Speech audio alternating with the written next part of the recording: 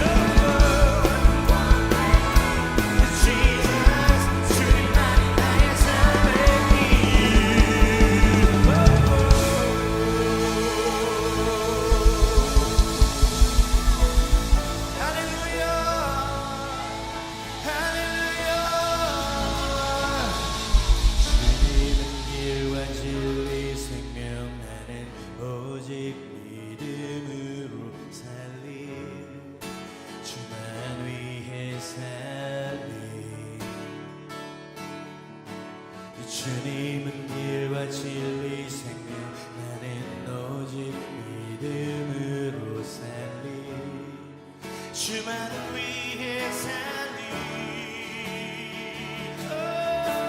주님은 길과 진리 생명 나는 오직 믿음으로 살리 주만 위해 살리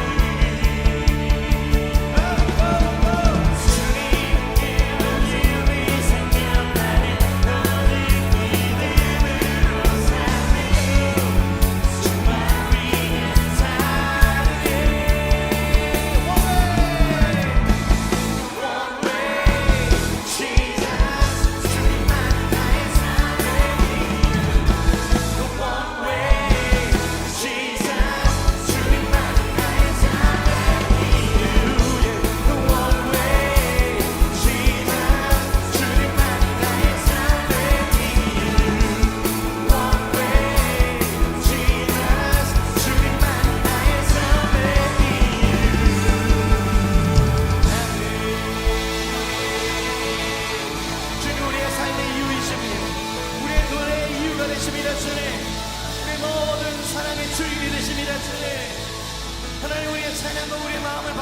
주신 주님을 경배합니다.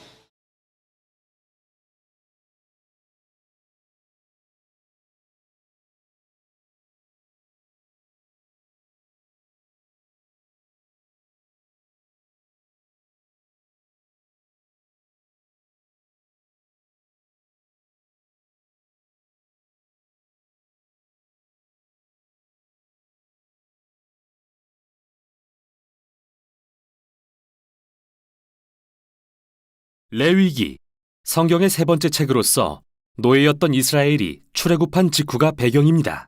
이때 하나님은 그들을 시내산 앞에 데려와 언약의 관계로 초대하시지만 그들은 금세 반역하여 언약을 깨뜨려 버리죠.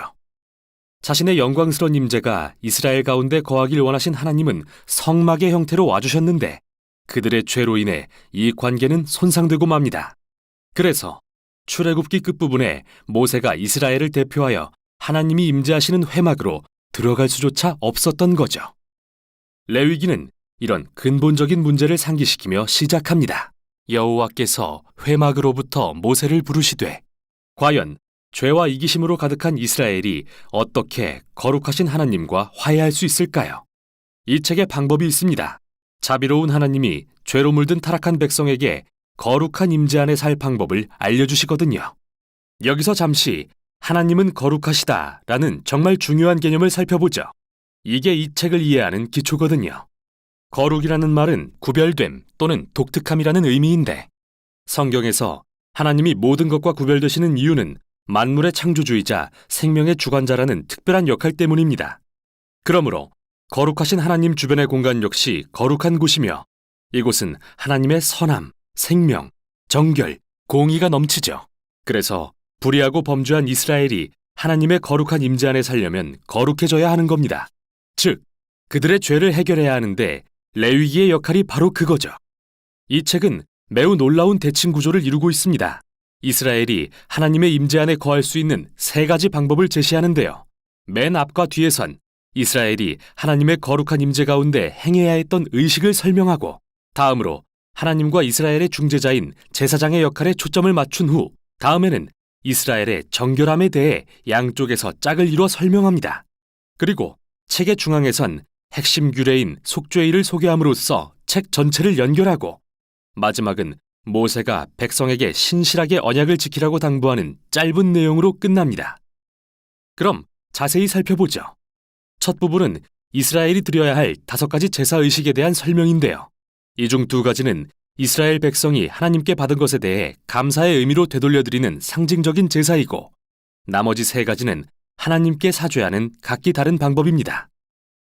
이스라엘 백성이 살아있는 동물의 피를 바치며 자기 죄로 인해 하나님의 선한 세상에 더 많은 악과 죽음을 불러왔다고 고백합니다. 그러나 그를 멸하는 대신 용서하길 원하시는 하나님은 상징적으로 동물을 죽게 함으로써 인간을 속죄하십니다. 즉, 죄를 덮어주시는 거죠. 이스라엘 민족은 이러한 제사 의식을 통해 하나님의 은혜와 공의, 그리고 악의 심각성과 결과를 항상 기억했던 겁니다. 의식에 대한 2번째 부분은 이스라엘의 7절기에 대한 건데요. 각 절기는 하나님께서 이집트 노예였던 이들을 어떻게 구하시고 광야로 이끌어 약속의 땅까지 인도하셨는지 이야기합니다. 이스라엘은 이 절기들을 정기적으로 기리며 자신들이 누구고 그들에게 하나님이 누구신지를 기억했습니다. 이제 이스라엘의 제사장에 대한 내용입니다. 아론과 그의 아들들이 처음으로 이스라엘을 대신해 하나님의 임재에 나아가도록 위임을 받고 맞은편에선 제사장이 갖춰야 할 자격에 대해 설명합니다. 제사장은 최고 수준의 도덕성과 의식적 거룩함을 요구받았는데 이는 그들이 하나님 앞에서는 백성을, 백성 앞에서는 하나님을 대표했기 때문이죠. 제사장의 거룩함이 왜 그리 중요한지 살펴보기 위해 앞부분 아론 가족의 위임식 직후로 돌아와 보겠습니다. 그의 2 아들은 하나님의 임재 가운데 지켜야 할 규례를 어긴 벌로 하나님의 거룩한 불에 삼켜 그 자리에서 죽고 마는데요. 하나님의 거룩한 임재 안에 사는 삶에 무시무시한 역설이 아닐 수 없습니다. 그의 거룩하심은 순전한 선이기에 이를 거역하고 모욕하는 자는 위험에 처하게 되기 때문이죠. 그래서 이토록 이스라엘의 제사장과 온 이스라엘 백성의 거룩함이 중요한 건데요. 다음 내용이 이에 대한 설명입니다. 11장부터 15장은 온 이스라엘 백성에게 요구되는 정결 의식을, 18장부터 20장은 도덕적 정결에 대해 설명합니다. 정함과 부정함의 개념에 대해 들여다보죠. 하나님은 거룩하시고 구별된 분이십니다. 그래서 그분의 임재로 들어가려면 이스라엘도 스스로를 거룩하게 해야 하는데 이를 깨끗하거나 정결한 상태라고 부릅니다. 반면 거룩하지 않으면 누구도 하나님의 임재에 접근할 수 없는데 이는 더럽거나 불결한 상태라고 합니다. 이스라엘 백성은 체액과 접촉하거나 피부병이 생기거나 곰팡이나 균을 만지거나 주검을 만짐으로써 부정해졌습니다. 이것들은 모두 죽음, 즉 생명의 상실과 관련이 있는데 여기에 중요한 상징이 담겨 있습니다. 누구라도 죽음과 접촉하면 그것이 전염되어 부정해진다는 말이죠. 죽음이 하나님의 거룩과 반대되는 이유는 그분의 본질이 생명이기 때문이고요. 그러니까 핵심은 부정함은 죄악도 아니고 잘못된 것도 아니라는 겁니다. 이런 것들과 접촉하는 건 일상에서 자연스레 일어나고 부정함도 일시적일 뿐이죠. 1, 2주만 지나면 끝나니까요. 죄악이고 잘못된 것은 바로 이러한 죽음과 부정의 상징들을 몸에 지닌 채 하나님의 임재로 나아가는 겁니다. 그러진 말아야겠죠.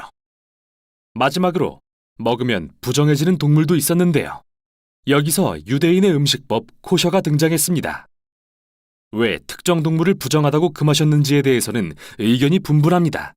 위생적 차원이다, 문화적 금기다 등 명확한 설명은 없지만 기본적인 요지는 분명한데요. 이처럼 세밀한 문화적 상징을 통해서 이스라엘 백성은 하나님의 거룩하심이 삶의 모든 영역에 영향을 미친다는 걸 기억할 수 있었던 겁니다. 여기에 대칭되는 부분이 이스라엘의 도덕적 정결인데요. 하나님은 이스라엘에게 가나안 민족과 다르게 살라고 요구하셨습니다. 가난한 자를 지나치지 말고 돌봐야 하며 성적으로 매우 순결해야 하며 사회 전반에 정의를 실현해야 한다고 하셨죠. 그리고 책의 중앙에는 이스라엘의 절기인 속죄일이 자세히 소개되는데요. 분명히 백성 중 누군가는 죄를 짓거나 불순종을 하고도 제사를 드리지 않았을 수 있기에 대제사장은 1년에 한 번씩 2마리의 염소를 잡아 한 마리는 백성의 죄를 대신하는 속죄 제물로 바치고 다른 한 마리는 희생의 염소로 삼았습니다. 제사장이 이스라엘의 죄를 고백하고 이 염소에게 그 죄를 전가한 뒤 광야로 내보내는 상징적인 의식이었죠. 백성의 죄와 그 결과를 없애고 자신과 화목하게 살게 하시려는 하나님의 마음이 정말 잘 드러나는 장면입니다. 레위기는 모세가 이스라엘에게 언약을 신실하게 지키라고 당부하면서 끝을 맺는데요. 너희가 하나님이 주시는 평화와 풍요의 복을 누리려면 이 모든 율법을 지켜야 한다. 그러나 불순종하여 하나님의 거룩을 더럽히면 그게 재앙, 곧 아브라함에게 약속하신 땅에서 추방될 것이라는 경고였죠. 레위기가 성경 전체에서 어떤 역할을 하는지 알고 싶으신가요? 그럼 다음 책인 민수기의 첫 문장을 보십시오. 여호와께서 회막에서 모세에게 말씀하여 이르시되. 이제 모세는 이스라엘을 대표하여 하나님의 임재로 나아갈 수 있게 된 겁니다. 그게 레위기가 한 일이죠. 이스라엘의 실패에도 불구하고 하나님은 그들의 죄를 덮을 방법을 제공하시고 자신과 화목을 이룰 수 있게 하셨는데 레위기는 바로 이 방법에 대한 책이었습니다.